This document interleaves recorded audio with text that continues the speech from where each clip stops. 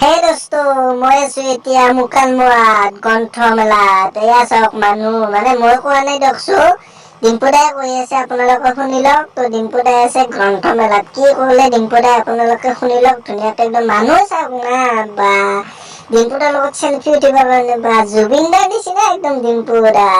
মজা দে আৰু। তো ডিম্পুদাই কি ক'লে আপোনালোকে শুনি লওকচোন। কেনেকুৱা বা ভিৰ, হেণ্ডছেকে মিলাই গ'ল দিয়ক। হে দোস্ত, মই আছো মুকালমুৱাত। অ' মাই গড, পাগল হৈ গৈছো ইয়াত গ্ৰন্থমেলাত আহি।